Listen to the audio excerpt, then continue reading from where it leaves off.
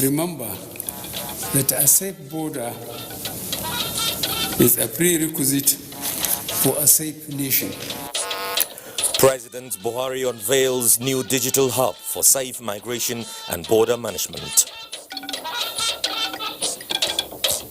The vaccines that we're going to be rolling out in the next couple of days are going to be safe and effective against the virus. Less than 24 hours until COVID-19 vaccinations begin nationwide, health authorities allay fears, insist on adherence to other public safety measures. Then, Judah, I can assure you have a heavy task on your hands. Because we have over 30 brands in this country. 30 what? 30 brands and all brewed locally. And sunset for veteran on cockcrow at dawn. Hello, good evening. Thanks for joining us on NTA Network News tonight. I am Joseph Johnson in Abuja. Ingeno John Adams joins us from Lagos. President Muhammadu Buhari has directed the Nigerian Immigration Service to not only improve surveillance and control around the nation's borders, but also ensure that criminal elements do not find Nigeria as a safe haven to hide and perpetrate their criminality. The president, who gave the directive at the virtual inauguration of the Nigeria Immigration Service Technology Building, also instructed security agencies to raise their performance in protecting lives and property. State House correspondent Adam Sambo reports. The 10 billion naira technology building, expected to serve as the command and control center of the Nigerian Immigration Service, provides a unique platform for security agencies in the country to synergize and harmonize efforts towards addressing Nigeria's national security concerns. The edifice, robust in ICT infrastructure, is described as a huge contribution to global security, as both local and transnational criminal activities can be effectively monitored and nipped in the bud. Mr. President, sir, this technology building could not have come at a better time than now, as it has placed the service in a vantage position to confront the criminal activities of terrorists, migrant smugglers, human traffickers, and our other transnational criminal activities who may want to use our route to commit crimes. For President Muhammadu Buhari, the construction of the control center is in line with his administration's vision to formulate and implement policies that will protect and enhance the lives and living standards of Nigerians. As a security agency, I charge you to be relentless in carrying out your statutory duties of keeping our borders safe while you ensure that criminal elements don't find Nigeria as a safe haven to hide and perpetrate their criminality. I urge you to actively collaborate with international security organizations like the Interpol in safeguarding our borders. Remember that a safe border is a prerequisite for a safe nation. While insisting that the service must develop strong working relationship and ties with the international community and friendly nations as it relates to migration management, the president said the frontline workers in particular should remember that as windows to the world, they must show the best face of Nigeria at all times. It is imperative that our ranking in the Global Security Index improves, and I am using this medium to call on all security agencies to step up their activities towards achieving this goal. I assure you that the administration will give the much needed support to you in your operations. I charge you not to rest on your present achievements, but strive to excel and make Nigeria proud. The Minister of Interior, Rauf Aregbesola, described the security challenges facing the country as temporal and surmountable, as the weakest link had been the land borders, and the technology building now in place will play a pivotal role in effective policing. He said 50% of all immigration personnel in Nigeria are now to work at the nation's borders. From the State House, Adamu Sambu, NTA News. Meanwhile, President Muhammadu Buhari is urging Nigerians to go about their lawful businesses as the country's unity is not negotiable.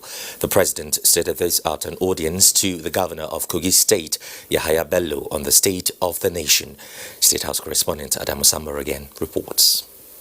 Governor Yahaya Bello, accompanied by the Chief of Staff to the President, Professor Ibrahim Gambari, was in the State House to formally brief the President on the suspension of strike and blockade of food and cattle supply to the southern part of Nigeria by the Amalgamated Union of Food and Cattle Dealers of Nigeria.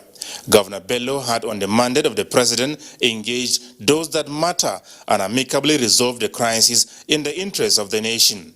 Discussions with the President centered on the commitments extracted from both parties, demands made, and indeed the best way forward. And Mr. President is very happy with the speed with which we resolve the matter. We are all aware that Mr. President, as a father, is so committed to the peace, security, and well-being of Nigerians, irrespective of your tribe, religion, or where you come from. Mr. President expressed his appreciation to all those who ensure that the impasse is resolved amicably. President Buhari and the Kogi State Governor also analyzed the nation's security situation, expressing optimism that with the new measures put in place, Nigerians will soon heave a sigh of relief. As the Commander-in-Chief, he has assured each and every one of us that Nigeria is going to be secured, is going to be safe, is going to be prosperous. And I believe in him 100%. He urged each and every one of us to continue to go about our lawful businesses in the country, that Nigeria's unity is unnegotiable. Nigeria must be united, Nigeria must be peaceful, and Nigeria must be prosperous. Governor Yahaya Bello, who maintains a contrary view on COVID-19, however, said he believes in vaccines. From the State House, Adamu Sambu, NTA News. As Nigeria finalizes arrangements to roll out the COVID-19 vaccines beginning on Friday, the Minister of Health, Dr. Osage Hanure, says though the vaccination exercise is a game changer, it should, however, not be regarded as an opportunity by the public to disregard other public safety measures put in place to curb the spread of the infections in Nigeria. The minister was speaking at the second edition of the State House weekly press briefing, focusing on Nigeria's response to the coronavirus pandemic in the last 1 year. Here again is State House correspondent Adamu Sambu with the report. Since the outbreak of the coronavirus pandemic in February last year, Nigeria, as at the 3rd of March this year, recorded a total confirmed cases of 156,963. Out of the number, 135,831 have been treated and discharged, while 1,939 people have died of the disease. You will agree that with the leadership of Mr. President, Nigeria has actually mounted a very robust response to this outbreak. And you know, when things go wrong in our country, we often blame government. And when they go right, we thank God. But I think in this case, God may have walked a little bit through the leadership of our country to establish the mechanisms that have directed the robust response we've had so far. And with the arrival of nearly 4 million doses of AstraZeneca last Tuesday, arrangements are now on to roll out the COVID-19 vaccines on Friday, with the frontline health workers as first beneficiaries.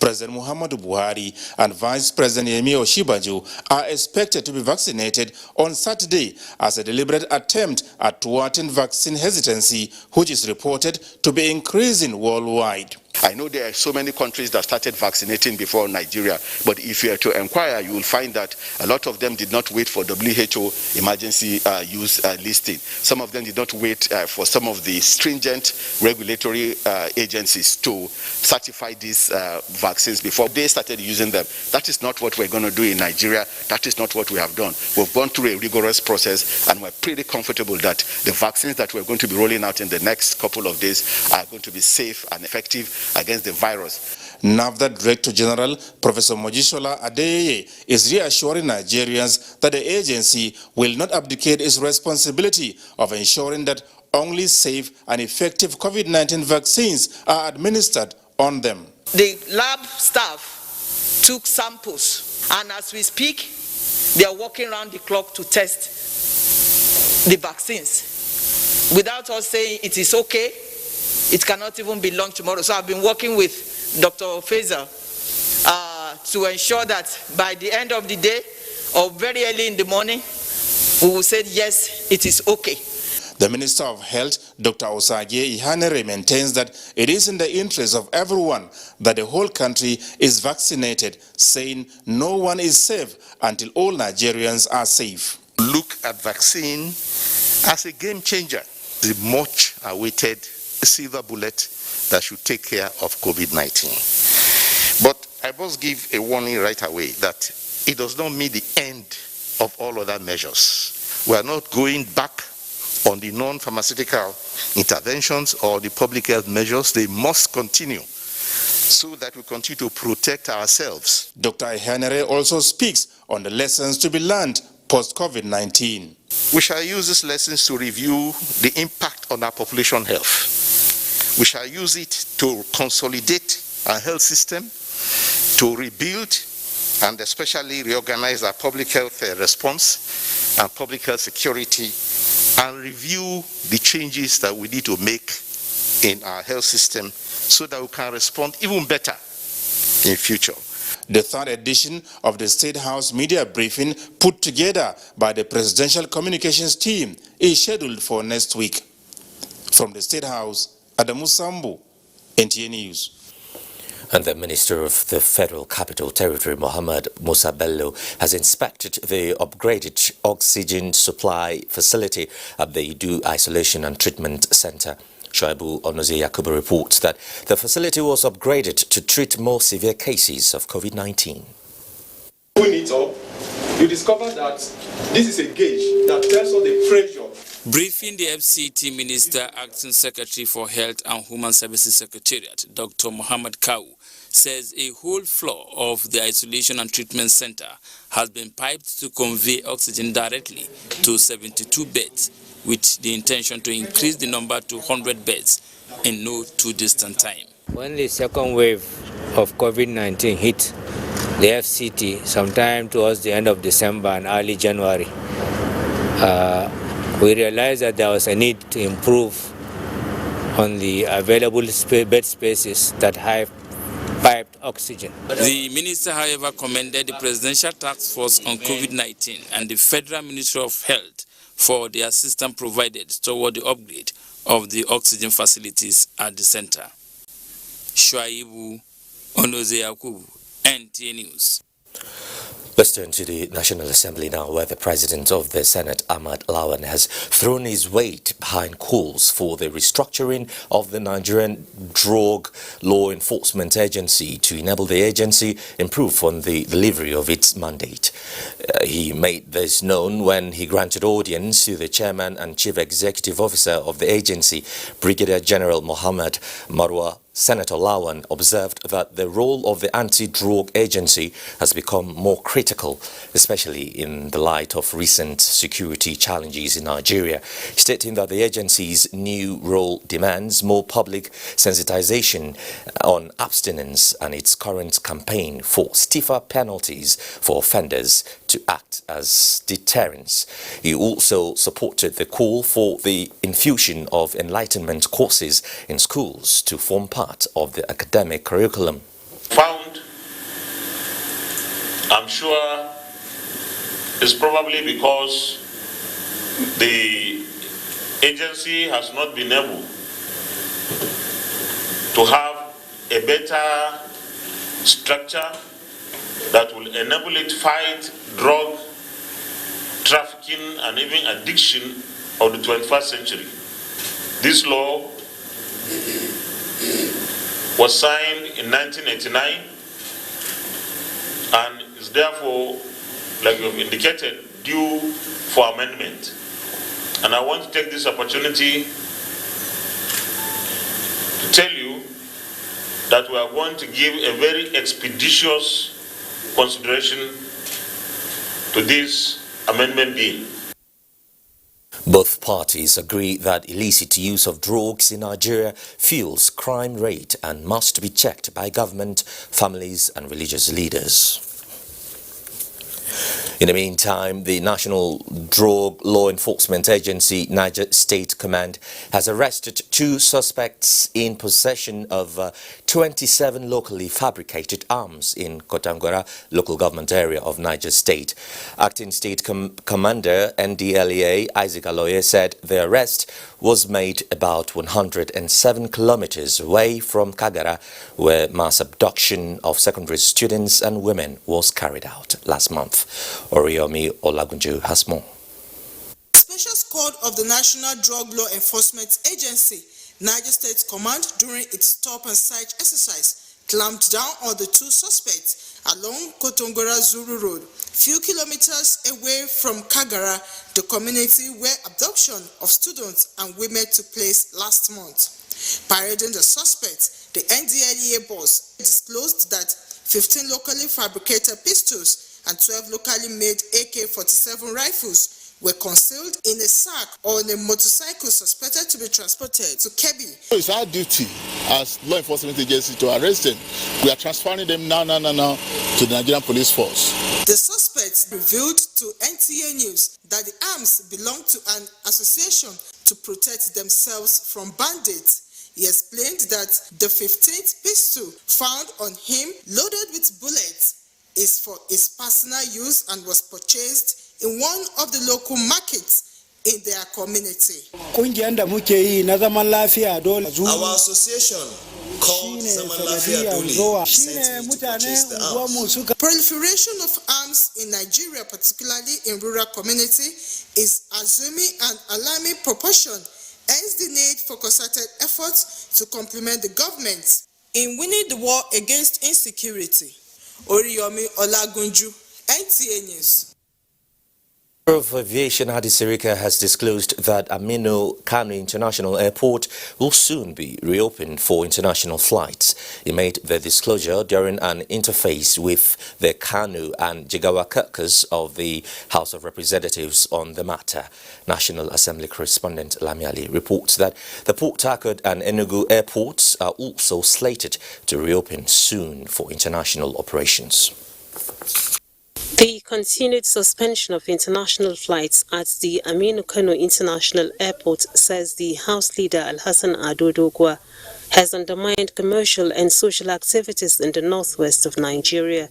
He pointed out that the airports in Abuja and Lagos, which were also closed to international traffic in the wake of COVID-19, have since resumed international operations.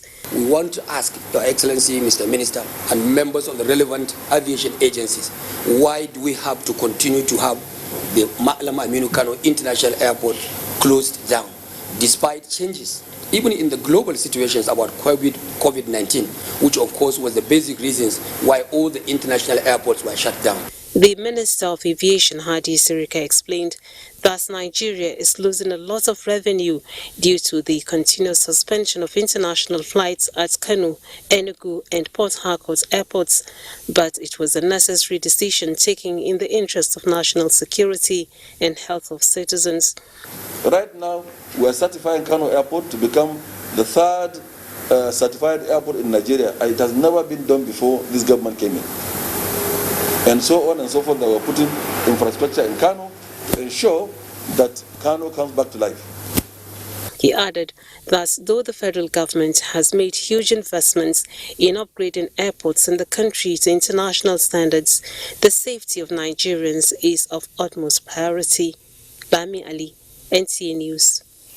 Still talking legislative matters, Governor of Rivers State Nyesom Wike has called for nothing less than 10% of the proceeds from oil exploration to host communities, which he says should also be tied to specific projects for the development of the communities. The governor said this when he received members of the National Assembly Joint Committees on Petroleum Industry Bill, led by Victor Nwokolo at Government House, Port Harcourt. Ogedinyekwere completes the report. The quest for the passage of the Petroleum Industry Bill lingers. Stakeholders are saying it is critical to consider the plight of the host communities before its passage. Governor Wike advocates that not less than 10% of the funds should be dedicated to the development of the host communities. I must make it specific on what the money will be used for. You talk about education, you talk about health. Don't just say 10% to the oil communities. No. It must be tied to specific projects. Leader of the delegation, Victor Nwokolo, says the committee is in the state to address contentious issues in the petroleum industry bill bordering on the host communities. What we saw today, that a community that is known for fishing as a means of livelihood have been brought to a standstill. The boats were there, over 40, 50 boats lying idle because their water had been fully polluted. He is hopeful that the interaction with the host communities will translate to ascertaining the impact of oil exploration in these communities. In Port Harcourt, Ogedinyekwere, NTA News. The Nigerian National Petroleum Corporation (NNPC) and its subsidiaries are committed to the development of the $1.4 billion multipurpose industrial platform projects plant set up to produce ammonia and diammonium phosphate under the gas industrialization and strategy signed with Morocco. The GMD NNPC Mele Kolokiari reiterated Nigeria's commitment to taking equity stakes in the joint venture company towards ensuring availability of sufficient gas for the success of the project. Lydia Sampson reports. The agreements are to further cement the joint resolve of President Muhammadu Buhari and King Mohammed VI, King of Morocco, to the development of multi-purpose industrial platform project in Nigeria, as well as other sovereign bilateral initiatives between Nigeria and Morocco. The project is structured to commercialize Nigeria's vast natural gas resources and satisfy Morocco's demand for cost-competitive ammonia. This project will positively impact agriculture, stimulate and fast-track the growth of gas-based industries, and consequently lead to massive job creation for our teeming youthful population. So gas is there for the phase one. There's enormous resources available around, and we have interest in nearly all the resources that are on ground. So gas is clearly available, and this project will not be stopped or will not be interrupted by gas supply. The economic vibrancy introduced by the program cannot be quantified. In the process, NSIA, OCP, and FEFSEN have also forged partnership, which has created avenues to further broaden the scope of the collaboration. I'm delighted that our partnership has now evolved to the point of signing the joint venture agreement for the development of the ammonia and DAP plants. Stakeholders say the NNPC, as one of Africa's largest state oil and gas company with a presence in every area of the oil and gas value chain, will no doubt play the most critical role in the realization of these landmark agreements. This is because, in addition to its exploration activities, the NNPC has power and operational interest in refining, petrochemicals and products transportation, as well as marketing. The Nigerian Sovereign Investment Authority landmark agreements with OCP of Morocco include Akwa Ibom State, NNPC, Gas Aggregation Company Nigeria Limited, Nigerian Content Development Monitoring Board, and Fertilizer Producers and Suppliers Association of Nigeria. In Abuja, Lydia Sampson, NTA News. Let's now bring you some messages. NTA Network News returns in a moment or two. Stay with us. We're just having a good time, and I'm feeling so good. When you dey? I dey come now. You go see me now. You go. Call your body and everybody, yeah. Make we start to the corner. Where you dey now? You go see me now. Everybody they dance. Where you dey now? Oh, you go see me now. You want I'm fine, sir. Even me, I surprised.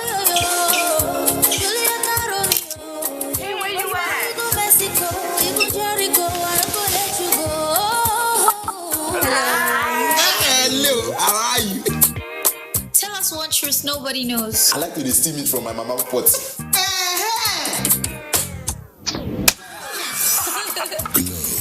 The best data plans in town. Dial *777#.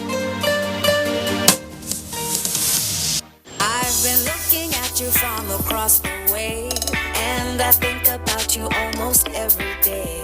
Now I think that I must have a crush on you. I hope that you feel it too.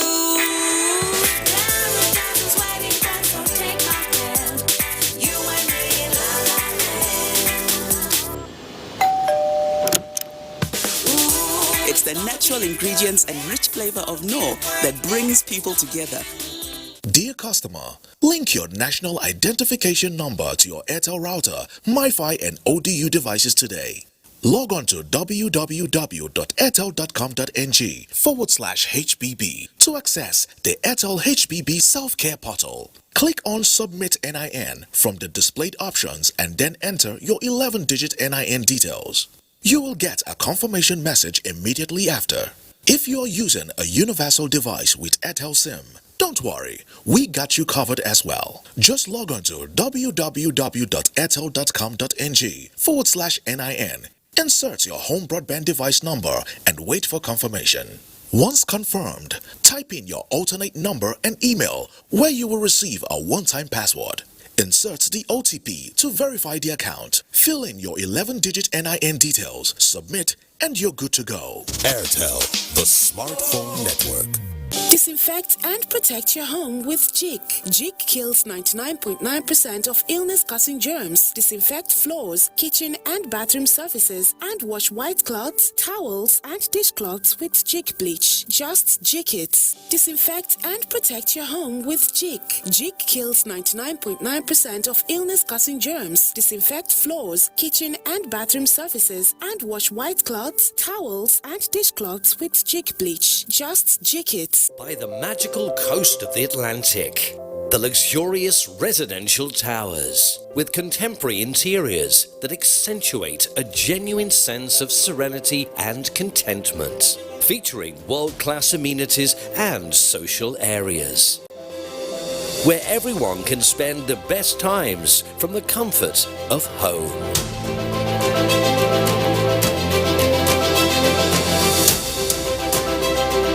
For those who seek the best shape and the little precious ones who do not hide but always seek.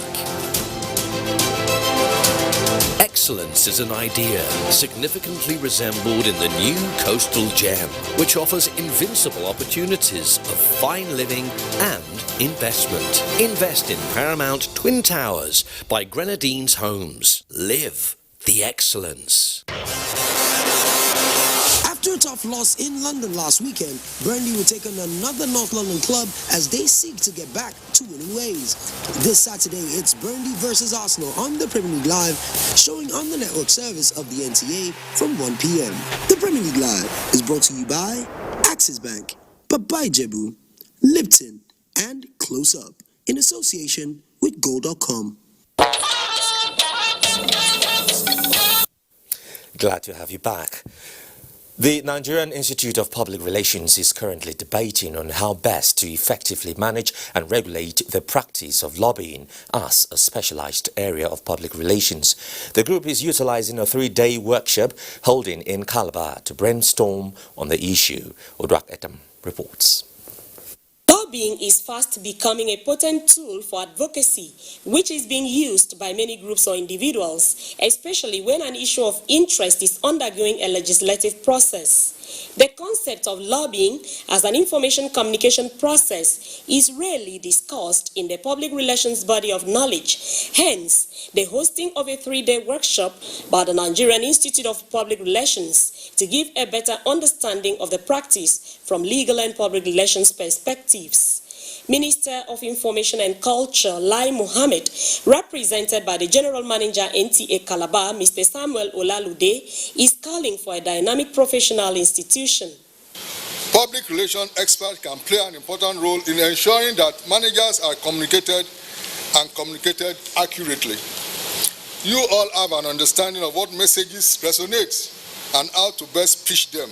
We therefore recommend a full unit in the Department of Mass Communication that will take lobbying as a full program. The words of the governor, and I agree with him, as part of a study in the tertiary institutions. Imperative of bringing to fore the issue of lobbying, and we felt it was time that we came together since we believe it is a public relations function. The issue of lobbying, it enhances participation in the decision and policy making process. The workshop is expected to make participants to understand lobbying as an integral part of modern strategic communication required to drive participatory governance.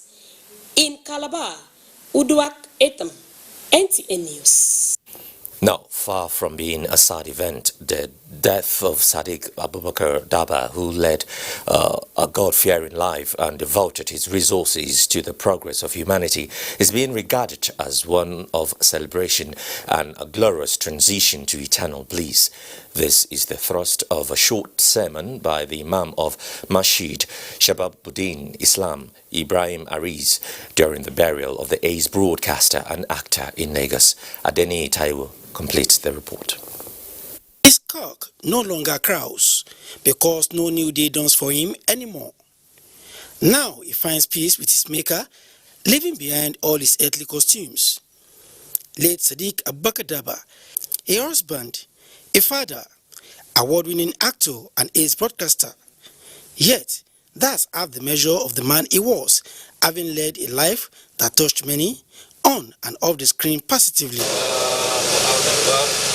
That short prayer, led by the Imam of Masjid Shababuddin Islam, Ibrahim Ariz, marked the beginning of his journey home, as his body was laid to rest according to Islamic injunctions, with members of his immediate family and friends at the graveside to bid him final farewell. Nothing in this life, just you have to obey Allah. And so sad that he's not here today to even be here for the rest of us to visit our grandchildren. Well, it made me remember my childhood, and then Earlier at his MKO Gardens Ikeja residence, a condolence register was opened for scores of sympathizers, including members of the theatre fraternity, who trooped in to honor his memories. All of the children are in good schools. He told them that when you go to school, that's my legacy for you. He is survived by his wife, Bolaji, and children. In Lagos, Adeni Taiwo, NTA News. The NTA family and that of Nollywood and lovers of the arts have continued to mourn the death of ace broadcaster and actor Sadiq Daba, who passed on the evening of Wednesday, March 3rd, 2021. In this report, Gufang Shaji brings us the life and times of the veteran broadcaster and actor. Coming in a few minutes. Most people from the older generation in Nigeria will remember Sadiq Daba's face on television as a broadcaster for the Nigerian Television Authority. His long career with the NTA started after his bosom friend and veteran producer Peter Igo featured him as an actor in several soap operas quite popular back in the 80s, such as Cockerel at Down and Behind the Clouds. Petrus, take good care of your mother while I'm away. I don't want any fighting. The former executive director programs Nigerian Television Authority describes Sadiq Daba as a quintessential actor. but says he would rather like to remember him as a family man. Sadiq Daba is so many things to so many people.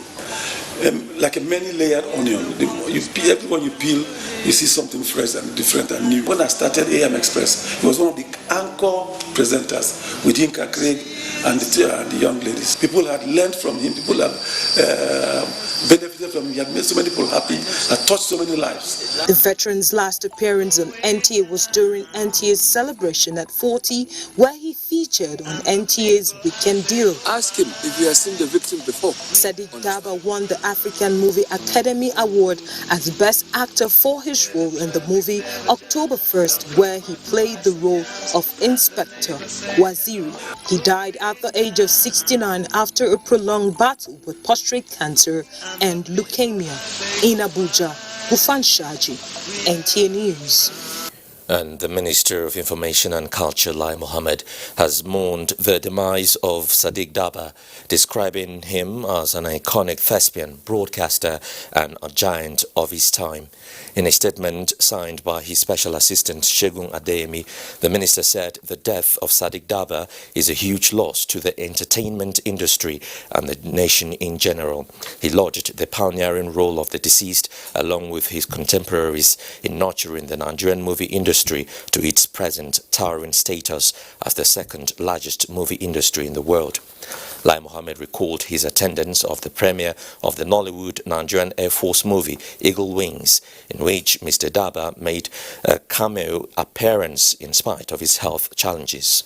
He described the deceased as a role model who created a path for many movie stars who rose from obscurity to stardom.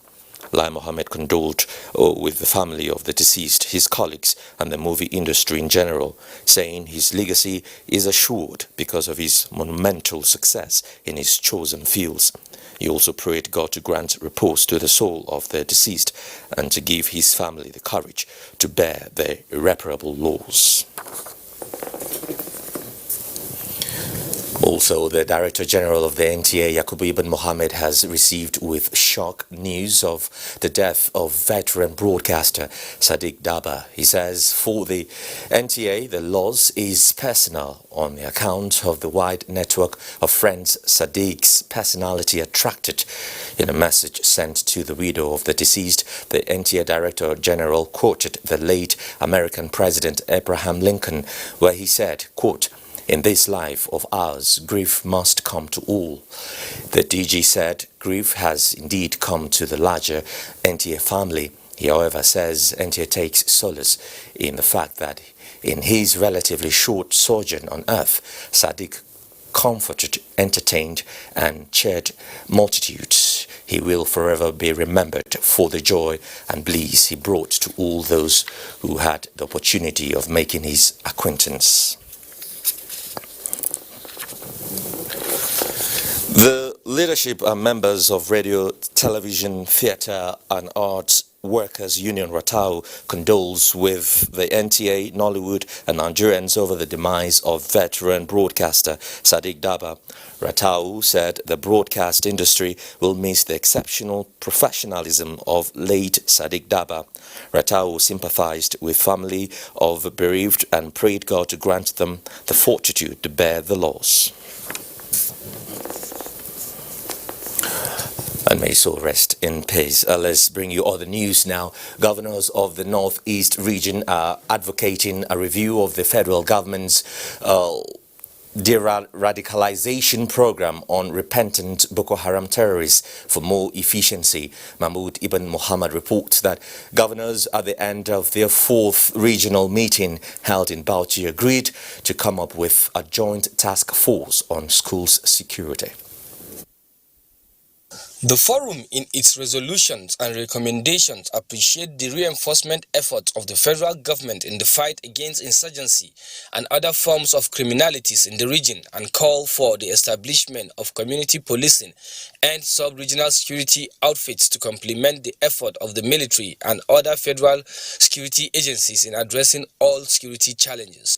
The forum also noted with dismay that despite the importance of the Mambila hydropower project to Nigeria and the Northeast sub-region, It only exists on paper and therefore call on the federal government to accord the project the desired seriousness due to its anticipated impact.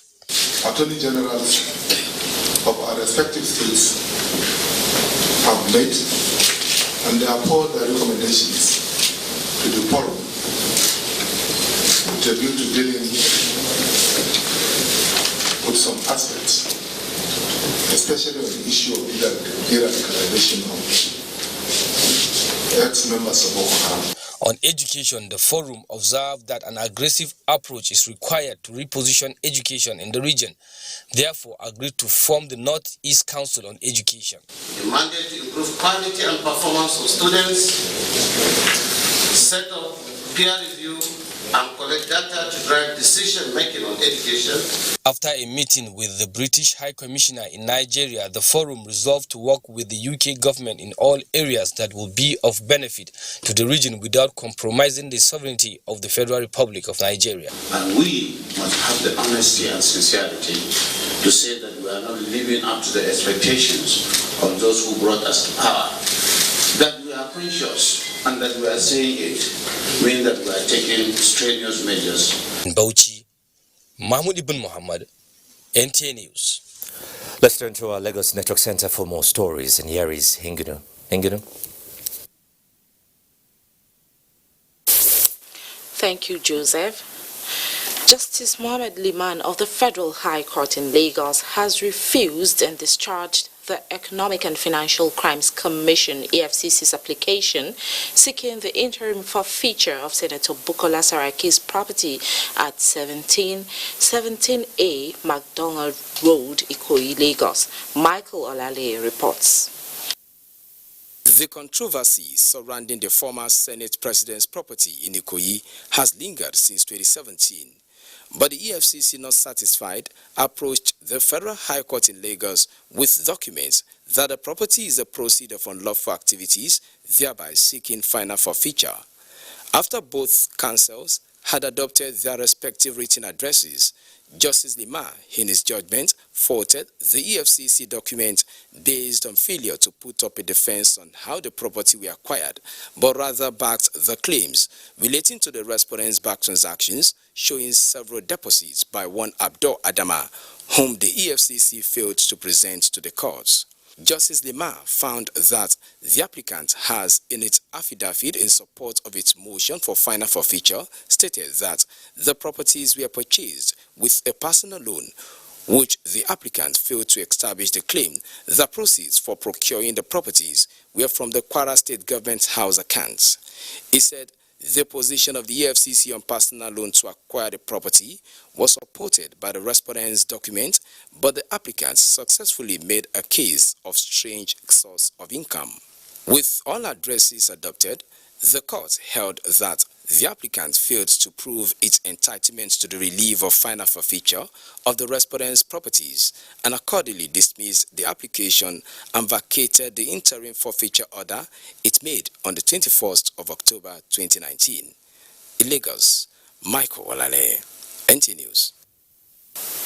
Now, the need to rebuild capacity of secondary school teachers in line with the health hazards and risk factors associated with students' involvement in the use of substances formed part of discourse at a 6-day enlightenment program in Lagos. Abolade Salami reports that school administrators drawn from 18 colleges were reminded of their role as teachers to sensitize the students on the need to stay on the side of the law.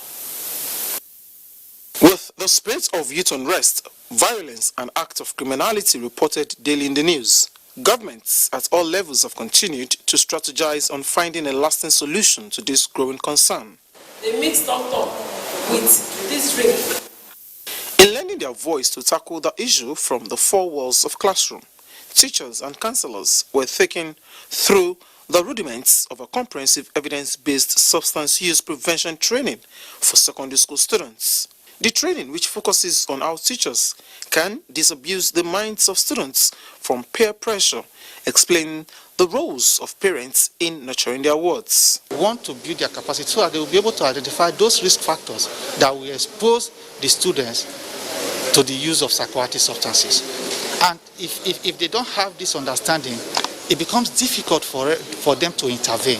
While placing premium on the importance of teachers and their contributions to human development, facilitators urged them to practice more of personal communication technique skills for substance use prevention and classroom management of inappropriate behavior. Why I so much love this program is the aspect they are hammering on. Prevention, which is better than cure. How to prevent it. And what is happening globally now, you will see that there is a high rate of depression going on. A lot of people are depressed. This is actually leading to youths engaging in different vices. It will help me to impart, to actually use the knowledge gotten from here to help youth in general. The consensus of participants is that addressing substance issues among youths must be a collaborative effort between the government and the public. In Lagos, Abolade Salami, NTA News. It's now time for another break. The news continues shortly. Helen Paul! Hello, madam. Would you like to join us on this mission? Yes, but how? Just one question for you. How do you keep your toilet clean? I use regular detergent and bleach for washing and removing yellow stains. I have been using it for years. Oh, madam. The regular detergents and bleach are used for washing clothes. To disinfect your toilet properly, you need Harpic 10X. It is specially made for germs and stains remover. Harpic sticker formula settles on stains and gives 10 times better cleaning compared to regular detergent and bleach. Wow! Now I'm convinced, Helen Paul. Really? Yeah! Now that she's part of the mission, the next house is yours.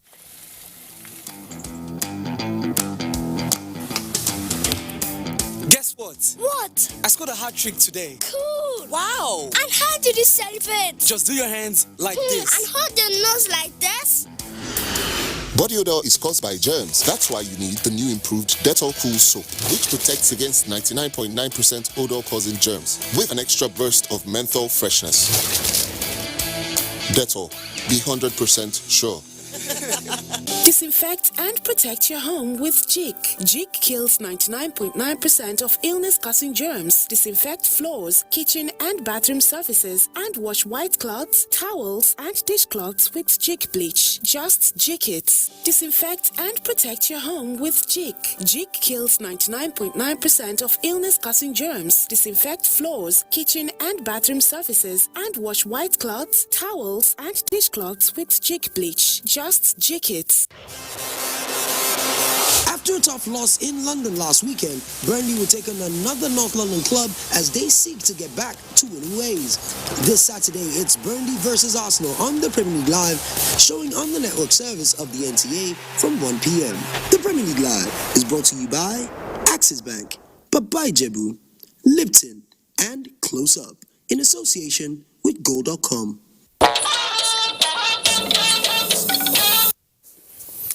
Glad to have you staying with us. Climate change is expected to displace millions of people, and engineers are worried that man may be pushing the planet towards ecological collapse. This was at the 2021 World Engineering Day in Abuja. Adebola Brookslyn Sunday reports. Nyechi Okafor may be doing her business legitimately, but she is one of those emitting the 1/4 of global black carbon, which the United Nations says is the second largest contributor to climate change after carbon dioxide through log burning. Firewood is no that easy because of the smoke that comes out of it. People always tell you that they like the firewood. It's the natural, the local taste that comes when you use firewood to cook, unlike gas. Worried by this challenge and knowing that man cannot naturally be detached from his environment, Nigerian engineers joined their counterparts the world over towards ensuring they play their role in the achievement of the UN Sustainable Development Goals by ensuring a healthy planet. As engineers, we know that the solution to make the planet healthier lies on us because we work for common good always. If you keep adapting without mitigating, what you are doing is compounding the effects on the poor. Also, reducing carbon dioxide emission will not halt climate change in the immediate. Engineers need to start sustainable adaptation now. Director General of the NTA, Yakubu Ibn Mohammed, was recognized for his support and drive for local content. The DG too, this will motivate him to do more. We want to address the issue of climate change too in NTA, because we operate with generator all the time. But I'm happy, we have started with our OB vans. We are using inverter. We are trying to see how we can integrate it into solar technology, and it will reduce costs. Adebola, Brooklyn Sunday, NTA News. Co-Marshal Federal Road Safety Commission, Dr. Boboye Oyemi has requested support from global financial institutions to enhance their core operational activities. He made the call during the World Bank annual briefing on road safety improvement in Nigeria, which took place virtually. The Corps Marshal is hoping to engage support for capacity building on data management for newly established local government station officers and paramedics, as well as fleet renewal to aid the Corps in realizing its corporate mandate. A release by the Corps Public Relations Officer Bisi Kazim indicates that the meeting had the Corps Marshal Dr. Boboye Oyemi, the World Bank Transport Lead Dr. Swasimos Job, and the bank's road safety specialist A.K. Fahad, a consultant World Bank Nigeria engineer Chukudi Ikejani, amongst other world-class experts on road safety. The federal government is considering the revitalization of the Ahmadu Bello University's sports complex in its bid to develop youth and sports in Nigeria. Minister of Youth and Sports Development Sunday Dare made the promise when he granted audience to the management of the Ahmadu Bello University Zaria, led by the Vice Chancellor, Professor Kabiru Bala Ikechukundukwe reports. The host university for the 2021 Confederation of African Athletics and a poor facility in the university, which was once conferred with the title of Center of Sports Excellence by the Federal Minister of Sports, were the reasons for the advocacy visit. On the master plan, the sports complex has been cited. During the NOGA of 2001, grandstand was built. We want to see first what we can do to complete that stadium, because they said they could actually host some big stuff. Minister of Youth and Sports Sunday Dare says, though the project is not in the budget, but the ministry will make a passionate appeal to the federal government to intervene in some critical facilities in the university. We'll try and co-opt a couple of ministers, transport, works and housing. We'll just come and say, look, for the sake of sports development and our youth, we're going to make that visit. Vice Chancellor Ahmadu Bello University Professor Kabiru Bala noted that sporting facilities in the university, if revitalized, could engage youth meaningfully and reduce youth restiveness. Ikechukundukwe, NTA News. And in sports, Team Nigeria shines at African Nations Volleyball Championships in Abuja. Tamara Ebiwe brings us details on sports update. Nigeria came from 2 sets down to beat Cameroon 3-2 in the opening game of the African Nations Under-18 Girls and Under-19 Boys Volleyball Championships. The Under-19 boys lost the first 2 sets, 21-25, 23-25, but won the remaining 3 sets, 25-23, 25-14, and 15-9, to the admiration of spectators. The Under-19 Edge Gather were the defending champions in Africa, and we worked actually hard for us to win this particular match. For the first 2 sets, the young lads couldn't get their reading. But they picked the 3rd set, the 4th set, and the 5th set. That shows the hard work of the youth. The federal government has thrown its weight behind the candidature of the president of the Nigeria Football Federation, Amaju Pinnick, at the upcoming FIFA Council elections in Morocco, March 12. Permanent Secretary, Ministry of Youth and Sports Development, Nebolisa Anako, highlights the benefits to Nigeria should Amaju Pinnick emerge victorious at the elections. If the NFF president wins this position, it will not be a victory for the federal government and all Nigerians alone, but the African continent. In cycling, 11 cyclists have commenced training at the Velodrome, Package A of the Moshood Abiola National Stadium, Abuja, preparatory to this year's African Continental Championship track cycling, holding in Cairo, Egypt, March 10 to 14. The team, which comprises 3 males and 8 females, will participate in junior, under 23 and elite categories. We have Destiny Onyewo, we have Deborah and Jessica. They are all new talent discovered, and by the grace of God, they will do Nigeria proud. The contingent will depart Nigeria March 8. With sports updates, Tamara Ebiwe, NTA News.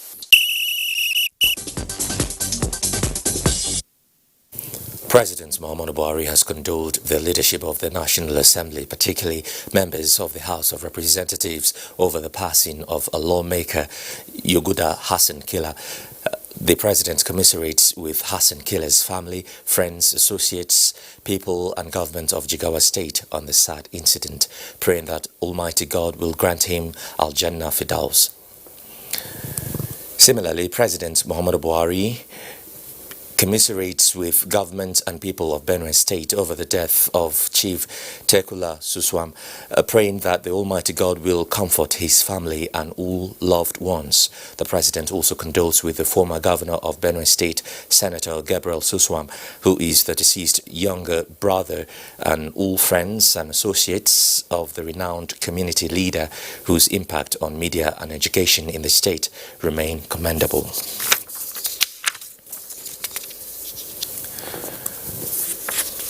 The Ezechukwu family of Amisi in Agwata local government area of Anambra State and the Igwe of Amisi in council have announced the passing of Chief Aloysius Uchenna Ezechukwu Onukwebe I of Amisi and the chairman editorial board of the authority newspapers. A statement by Chief Oliver Ezechukwu for the family indicates that the deceased died on Friday, February 20, 2021 in Abuja at the age of 68. A program for the funeral will be announced in due course.